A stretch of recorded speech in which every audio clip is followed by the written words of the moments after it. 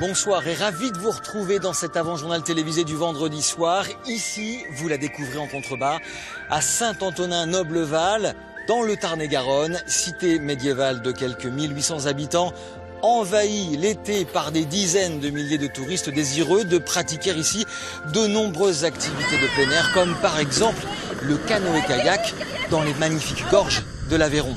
Mais Saint-Antonin-Nobleval a d'autres atouts, comme par exemple ses artisans d'art locaux, certains, à leur manière, perpétuent la tradition moyenâgeuse du cuir ou de la tannerie ou de la draperie.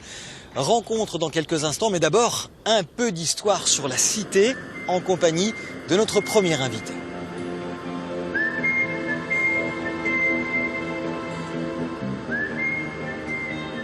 Élodie, on se trouve au bord de l'Aveyron. Être au bord d'une rivière, c'est une position stratégique pour un village.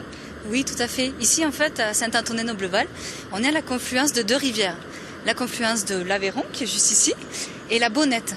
Et en fait, cette confluence, plus le fait qu'on se trouve à la jonction de trois grands fiefs au Moyen-Âge, le Quercy, le Rouergue et l'Albigeois, ça a déterminé une partie importante de l'histoire du village et surtout de son développement.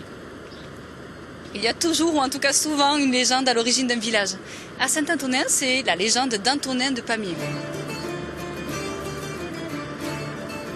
Antonin de Pamiers, il est diacre et il s'installe à Vallis Nobilis avec pour mission d'évangéliser le Rouergue. Lorsqu'il rentre chez lui, en Ariège, il reçut un mauvais accueil. Il fut découpé en plusieurs morceaux et jeté dans l'Ariège. Sauf qu'il y a des anges qui passaient par là et qui ont décidé de récupérer sa tête et l'un de ses bras et de les placer dans une barque. Et cette barque, elle arrive ici, à la confluence de la Bonnette et de l'Aveyron. Le gouverneur Festus, sur place, décide de récupérer ce que l'on appelle les reliques et de fonder une abbaye. C'est la naissance du village de Saint-Antonin. Une légende sculptée sur le tympan de l'église de Saint-Antonin-Nobleval, Saint-Anthony en occitan, comme nous le raconte Marius Bléné maintenant. Saint-Antonin-Nobleval, vaqui une umplalou. En occitan, c'est plus court. On dit juste Saint-Anthony, mascalère Saint-Anthony. Et Nobleval, ça vient d'où? D'unes, disons, que sont les Romans, qui l'ont nommé Atawa, Keloval. Certains disent que ce sont les Romains qui ont désigné cette vallée de la rivière Aveyron comme la Nobilis Vallis, et d'autres pensent que cela ne remonte qu'au Moyen-Âge. En tout cas, pendant très longtemps, on a juste dit Saint-Anthony. Pendant la Révolution, le saint fuguet escafat, mas tournet prouleu. Le saint a été effacé durant la Révolution, il est vite revenu, et ce n'est qu'en 1962 qu'on lui a rajouté son complément, ce qui résulte sur le nom actuel, Saint-Antonin-Nobleval.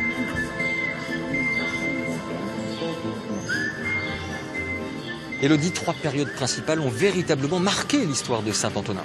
Oui, on peut retenir trois périodes pour l'histoire de ce village. La période médiévale, puisqu'on est la seconde ville du Rouergue en termes de foyer. La période des guerres de religion. Il y avait beaucoup de protestants ici à Saint-Antonin. Le roi est même venu assiéger la ville. Et enfin, le début du XXe siècle, puisqu'il y a eu un projet d'établissement thermal. Un projet qui, au sens propre comme au sens figuré, a pris l'eau. C'est le cas de le dire, en effet, puisqu'il y a une terrible inondation en 1930 qui détruit toutes les installations. Élodie, l'époque médiévale a été une époque faste pour Saint-Antonin. Tout à fait. En fait, la présence de l'eau a permis le développement de nombreuses activités commerciales. On avait les tanneries, les teintureries, les foulonneries à Saint-Antonin. Et tous ces commerces font de la ville une place très forte. Et d'un point de vue architectural, que reste-t-il? Beaucoup de choses quand même. Énormément de choses. Vous avez déjà les façades de nombreuses maisons et surtout notre monument emblématique, la maison romane. Elle a été construite au XIIe siècle et à l'architecte, le fameux architecte Eugène Viollet-le-Duc, qui est intervenu au XIXe siècle pour rajouter la tour qu'on appelle la tour toscane. La présence des tanneries et des tanneurs à Saint-Antonin est attestée dès le XIIIe siècle. Mais en fait, l'apogée se situe vraiment au XVIIIe siècle. On sait par exemple qu'en 1790, on avait une production de 200 000 cuirs de veau ici à Saint-Antonin. Dans le village, on peut voir juste trois vestiges de tanneries. Par contre, les tanneries ne fonctionnent plus. La dernière s'est arrêtée en 1925.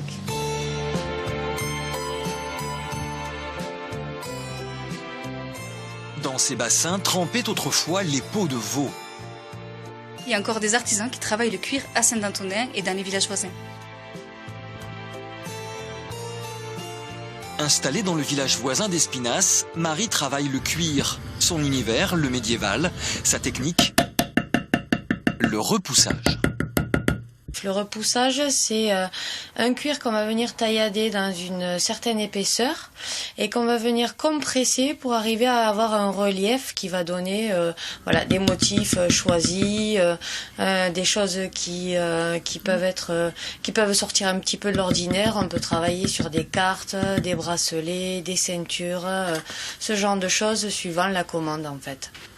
Pour le repoussage, j'utilise du cuir à tannage végétal, c'est-à-dire comme il le faisait avant. On trempait les peaux dans des bains à base avec un mélange de tanin, de poudre d'écorce qui contenait beaucoup de tanin et qu'on laissait tremper pendant un moment. Et donc en fait, c'est la technique d'avant pour tanner les peaux. Donc maintenant on a du chrome, des sels d'aluminium, mais moi j'utilise que ce cuir-là. Donc on est sensible au fait de pouvoir perpétuer ces traditions et ces savoir-faire surtout. À l'époque médiévale, à Saint-Antonin, vous auriez eu votre place? Ah oui, je crois. Je me plais beaucoup dans l'histoire médiévale. J'ai beaucoup d'affect avec ça. À Espinasse, dans leur maison, Steven, le compagnon de Marie, perpétue lui aussi un métier venu du fond des âges. Moi, je réalise des outils, des couteaux, alors du couteau de forêt, du couteau de cuisine et de la petite ferronnerie décorative. Steven, forgeron, c'est un métier de sorcier capable de lire dans la couleur du feu sa température. Racontez-nous. Du coup, en fait, comme on n'a pas possibilité d'y mettre un thermomètre, suivant la couleur du feu, on peut savoir à peu près quelle température. Et comme la forge vient du milieu un petit peu, on peut dire, de l'alchimie, on a des noms assez poétiques, rouge cerise, soleil naissant, gorge de pigeon. Voilà, c'est nos différents critères en fait pour savoir les couleurs, savoir quand il faut frapper, savoir quand il faut tremper. Par exemple, soleil naissant, ça va être la couleur du soleil quand il sort, donc il tire d'un orangé à un jaune, il est à peu près à 900 degrés, 900, 950, donc là on peut y taper dessus.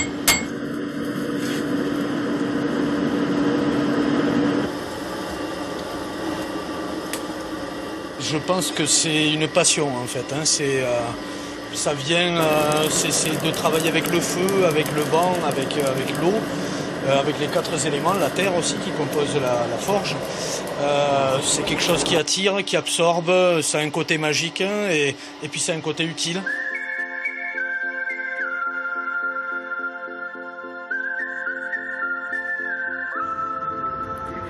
À Saint-Antonin, Marie et Steven partagent une boutique avec d'autres artisans locaux pour réduire entre autres les frais de loyer. Les pas-de-porte sont très demandés, donc on a dû se monter en collectif pour avoir une visibilité et un grand local au niveau du centre-ville de Saint-Antonin qui nous permettent d'être visibles au niveau des locaux, des touristes, ce genre de choses. Voilà. Il nous faut une vitrine à nos activités. Chacun dans nos villages, on n'a pas assez de personnes susceptibles de pouvoir passer pour que ce soit une activité viable en fait.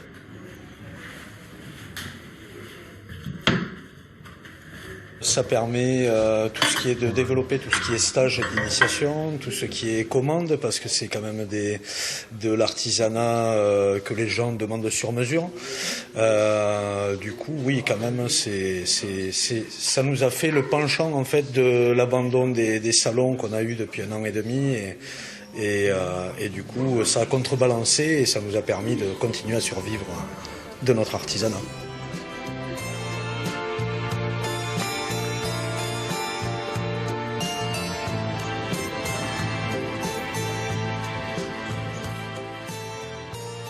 Continuons à tirer le fil qui lie tous ces artisans au passé de Saint-Antonin. Après le fer et le cuir, voici la laine que fabrique Marie-Claude. Je suis en train de carder de la laine que j'ai déjà lavée, qui est ici, de la laine de mouton. Carder, ça veut dire en gros brosser, mettre les fibres le plus parallèles possible. En fait, c'est pour préparer une mèche qui sera ensuite prête à filer. Moi, j'ai des laines locales, des gorges de l'Aveyron, la plus grande partie.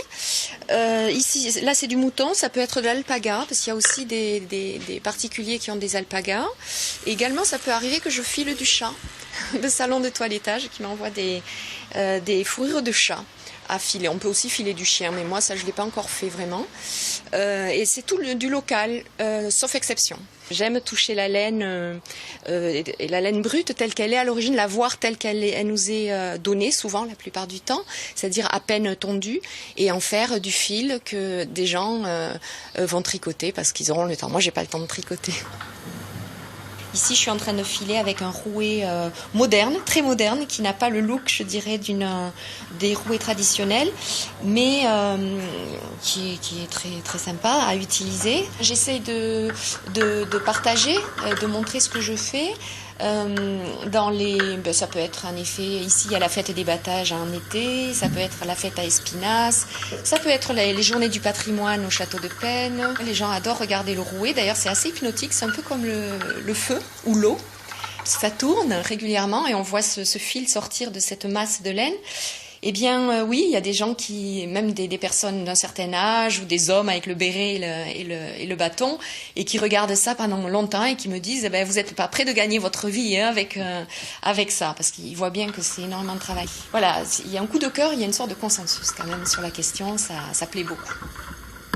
Basque d'origine, Marie-Claude a tout appris en Nouvelle-Zélande, puis elle est passée par Paris avant de s'installer à Saint-Antonin, où elle y enseigne aussi l'anglais et le français aux nombreux Britanniques de la région. Bref, ici, elle est au paradis. Ça a du sens de faire de la laine ici, parce que historiquement, il y avait cette production de laine. Et puis, il y a une ouverture aussi d'esprit en même temps que j'apprécie énormément. Le tout dans un environnement préservé. En effet, il n'y a pas de pollution. Vous voyez, le ciel est clair. Et moi, j'adore ça parce qu'en 2 minutes, je suis en haut du Roc des Miers ou sur l'Anglars ou au bord de la rivière. Je vais me baigner dans la rivière. Bon, vous êtes heureuse? Oui, je suis heureuse ici. Oui. J'ai trouvé mon bonheur ici. Merci Marie-Claude. Je vous en prie.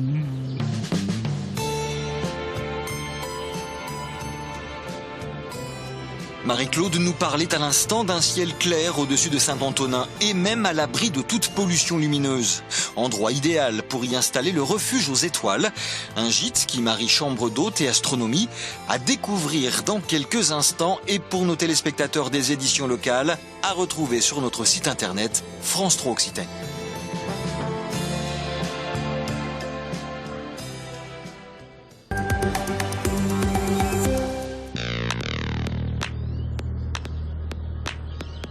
Retour dans votre 18h30 à Saint-Antonin, dans le Tarn-et-Garonne, sur les hauteurs de la cité médiévale, dans un endroit appelé le refuge aux étoiles, un gîte touristique, mais pas seulement, car ici, Jean-Baptiste, le maître des lieux passionné d'astronomie, peut aussi vous proposer une balade dans le cosmos. Accrochez votre ceinture.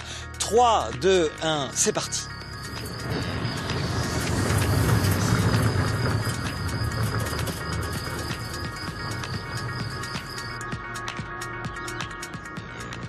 Jean-Baptiste, racontez-nous comment avez-vous atterri sur la planète Saint-Antonin? Alors, donc effectivement, moi je suis passionné d'astronomie depuis un moment, depuis que j'ai 16 ans. Et en fait, ce qui compte à l'astronomie, quand on veut admirer le ciel dans toute sa beauté, il faut vraiment qu'on ait un ciel de bonne qualité. Un ciel noir, un ciel qui soit sombre pour arriver à voir les objets lointains. Galaxies, nébuleuses. Et du coup, en France, il n'y a pas beaucoup d'endroits comme ça. Saint-Antonin, ici, c'est vraiment un endroit qui est très bon. C'est pas le meilleur ciel en France, mais c'est vraiment quelque chose de très beau. On voit la Voie lactée, voilà, on peut voir plein de choses.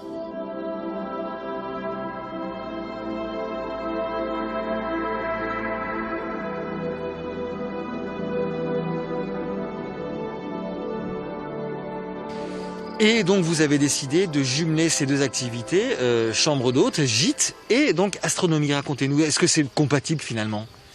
Oui, alors nous, c'est vrai qu'on vient du milieu de l'accueil depuis assez longtemps. Et moi, c'est vrai que depuis que j'ai 16 ans, j'ai vraiment pour passion l'astronomie. On s'est dit, les gens ont de plus en plus envie en fait de regarder des choses naturelles, de regarder le ciel en vrai, pour de vrai, dans un télescope ou à l'œil nu. Et du coup, on s'est dit, on aime faire de l'accueil, donc les gens viennent dormir, ou pas. Et puis, ils peuvent observer aussi, s'ils prennent la soirée, pour s'émerveiller.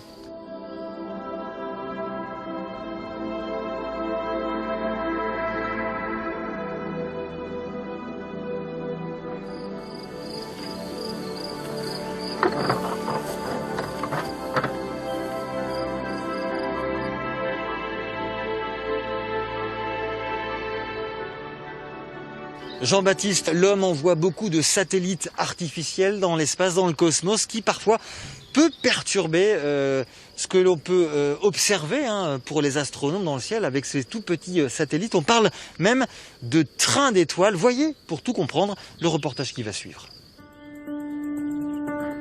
Un véritable petit train, parfois visible dans le ciel. Ces points lumineux séparés tels des wagons proviennent de petits satellites lancés pour la couverture Internet de la Terre. Phénomène visible au planétarium de l'Astroclub Lourdes installé dans un collège. Pour les photos de la voûte céleste, cette constellation n'a rien de naturel et perturbe les prises de vue.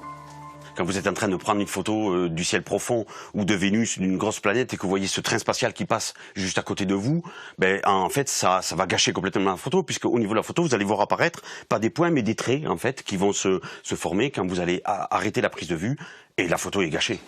Pour les scientifiques, et en particulier l'observation depuis le pic du Midi du Bigorre, pas d'alerte particulière. Le phénomène est connu sans réel impact sur les mesures ou les clichés. L'inquiétude porte sur le nombre de satellites lancés si différents réseaux sont déployés. Si on se trouve à avoir des centaines de milliers de satellites dans le ciel, fatalement l'observation astronomique deviendra compliquée sur le sol, en particulier l'observation à très grande échelle, celle dont je vous parlais, celle qui consiste à faire de grandes images sur le ciel. Et là, évidemment, la communauté des astronomes a déjà commencé à alerter. Des milliers d'objets transitent sur nos têtes et le lancement de nouveaux satellites renforce la présence de débris dans l'espace, avec le risque d'impact et de collision sur des équipements vitaux pour notre vie quotidienne. Jean-Baptiste, votre point de vue sur ces fameux petits trains d'étoiles, ces satellites qu'on aperçoit parfois au-dessus de notre tête? Quand on voit un satellite passer, c'est peu gênant, on voit un petit peu que l'homme a colonisé aussi le ciel, l'espace. Mais quand on voit des trains complets de satellites qui traversent le ciel de part en part, là effectivement on se dit que l'empreinte de l'homme sur le ciel est assez, s'impose de plus en plus. C'est un petit peu effrayant, mais voilà. C'est ce qu'on arrive à voir. Moi, ce qui me fait rêver, c'est vraiment à la base l'esthétique des objets qu'on va regarder. Alors je dis objets, mais c'est des planètes, par exemple les anneaux de Saturne, les satellites de Jupiter, des galaxies, des nébuleuses dans la Voie lactée. Simplement la Voie lactée à l'œil nu. Voilà, toutes ces choses-là, l'aspect esthétique et l'aspect un petit peu philosophique qui nous remet à la place sur Terre où on est, qui m'intéresse et qui me passionne.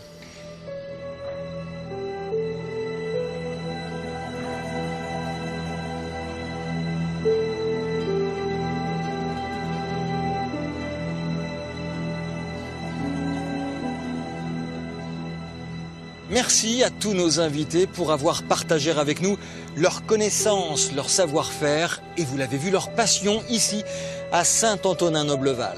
Dans quelques instants, votre bulletin météo suivi de vos éditions régionales. Très bonne soirée sur France 3 Occitanie et à bientôt.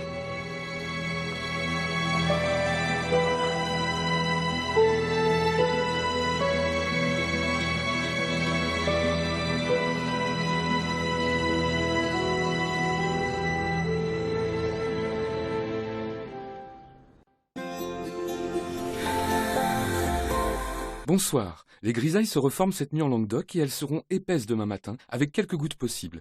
Ailleurs, le temps sera généralement sec sous un ciel voilé.